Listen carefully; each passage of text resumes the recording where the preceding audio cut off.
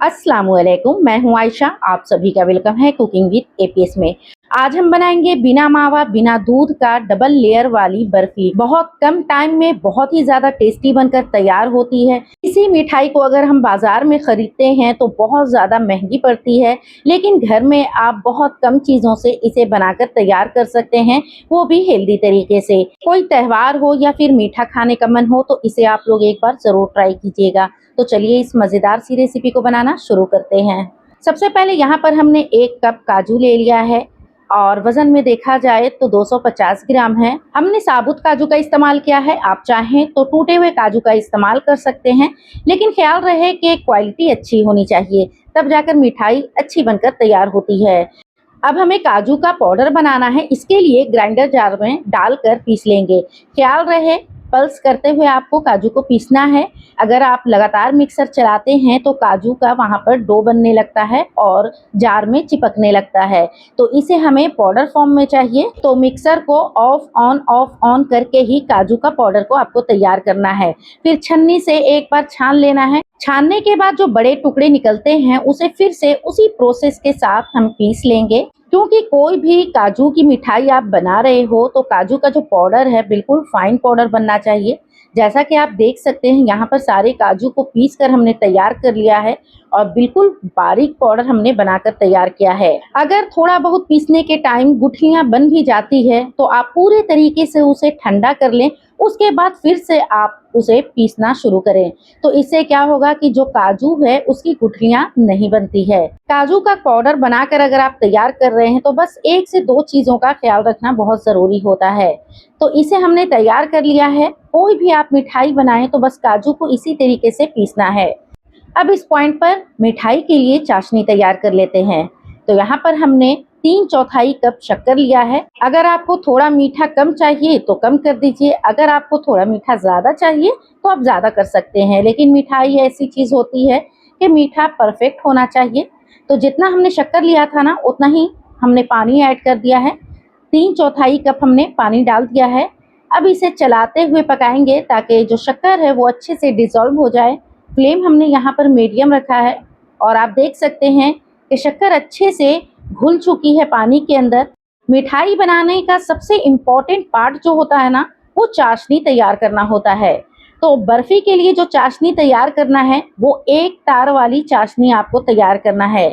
1 तार अगर नहीं बन रही है तो थोड़ी देर के लिए और पका लीजिए, उसके बाद चेक फिर से कीजिए। अगर तार बनने लगे तो उसके बाद आपको काजू का पाउडर डाल देना है। साथ ही हमने आधा कप मिल्क पाउडर शामिल किया है, अगर आपके पास नहीं है तो स्किप कर सकते हैं। 3 से 4 बूंद हमने केवड़ा एसेंस ऐड किया है। 1/4 छोटी चम्मच हरी इलायची का पाउडर।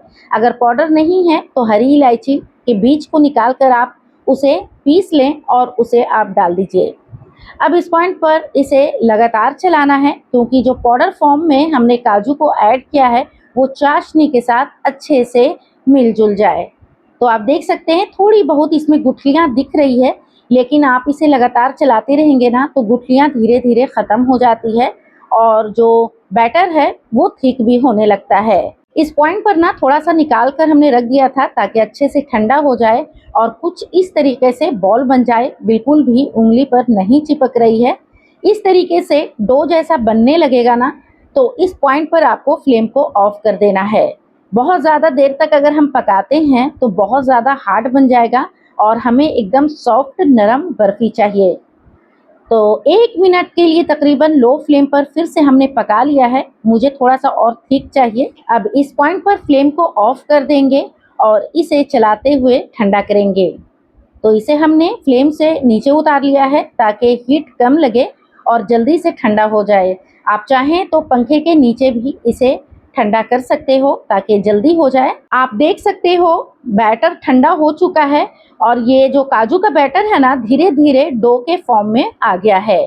तो बटर पेपर हमने ले लिया है, उसके ऊपर काजू को ट्रांसफर कर दिया है। अगर आपके पास बटर पेपर नहीं है तो प्लेन पेपर को लेकर उसमें आप रिफाइंड तेल लगाकर उसे थोड़ी देर के लिए धूप में रख दीजिए, तो आपका घर में बटर पेपर बनकर तैयार हो जाएगा। अब इस बर्फी को आप क्रीमी टेक्सचर में चाहते हो तो जो डो है उसे आपको अच्छी तरीके से गूंद लेना है, कुछ इस तरीके से मसलते हुए, ताकि एकदम सॉफ्ट नरम स्मूथ सा डो बनकर तैयार हो जाए।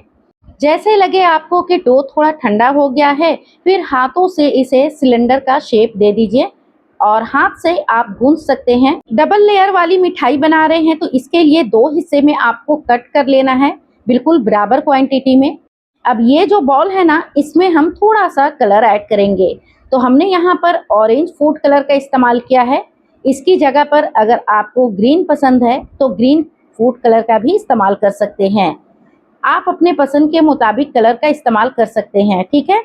अब यहाँ पर डो को अच्छे से मिक्स करना है कलर के अंदर, ताकि इसका कलर चेंज हो जाए। अब बर्फी को शेप देने के लिए यहाँ पर हमने कंटेनर ले लिया है। आप चाहें तो घर में कुछ इस तरीके से, आपके बच्चे का लंच बॉक्स है तो उसमें भी बना सकते हैं, या फिर कोई थाली प्लेट में भी बना सकते हैं। कंटेनर के अंदर व्हाइट पेपर लगाना है और उसके बाद काजू का जो व्हाइट वाला डो है उसे डालकर अच्छे से चम्मच से आपको सेट करना है। अच्छे तरीके से सेट कर लीजिए और जब ये सेट हो जाए तो उसके बाद जिस डो में हमने कलर मिलाया है उसे हम बेल लेंगे और उसी कंटेनर के बराबर बेलकर इसे तैयार करेंगे। जो कंटेनर का शेप है वैसा ही शेप मैं दे रही हूँ। चारों तरफ से आपको बराबर करना है, उंगलियों से सेट कर लेना है और जो शेप है उसी शेप में इसे हम बेल लेंगे। तो इसे हमने बेल के तैयार कर लिया है, अच्छे से सेट कर लेना है। बाकी हम कंटेनर में रखने के बाद सेट कर लेंगे।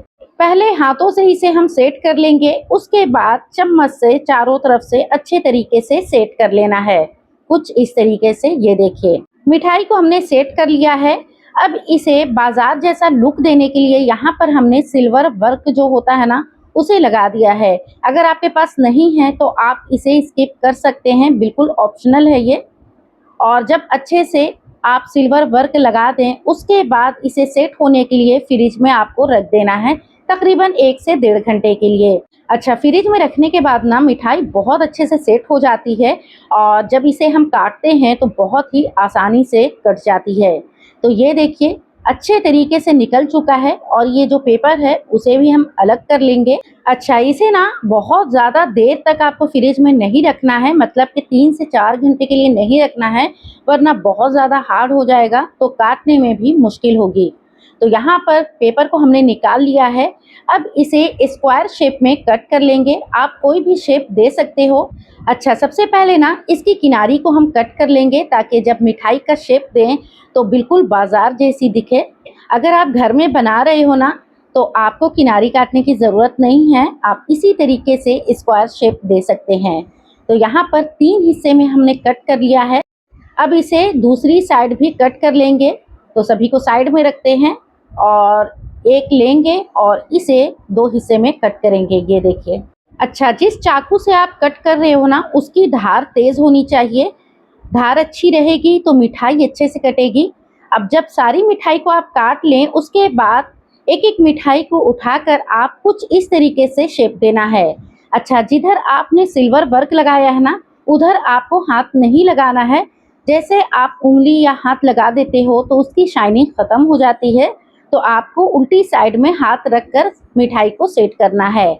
अब आप देख सकते हैं जो इसकी शेप है कितने अच्छे तरीके से कटकर तैयार हुई है। अब इसके ऊपर थोड़ा सा हमने पिस्ता कटा हुआ रख दिया है, आप चाहें तो इसे भी स्किप कर सकते हैं। और इसे आप त्यौहार के मौके पर या फिर कभी मीठा खाने का मन हो या फिर घर में कोई फंक्शन हो या बच्चों के लिए, तो आप इसे फटाफट बनाकर तैयार कर सकते हैं। बहुत ही हेल्दी और बहुत ही टेस्टी बनकर तैयार होता है। आपको काजू बर्फी या काजू कतली पसंद है, हमें कमेंट्स में ज़रूर बताइएगा। और मेरी वीडियो आप कहां से वॉच कर रहे हैं हमें ये भी बताइएगा। रेसिपी अच्छी लगे तो फैमिली फ्रेंड्स में शेयर करना नहीं भूलिएगा। चैनल पर नए हैं तो चैनल को सब्सक्राइब और हाइप भी कर दीजिएगा। फिर मिलेंगे एक नई मज़ेदार रेसिपी के साथ। अभी के लिए लेती हूँ इजाज़त। अल्लाह हाफिज़। Thanks for watching.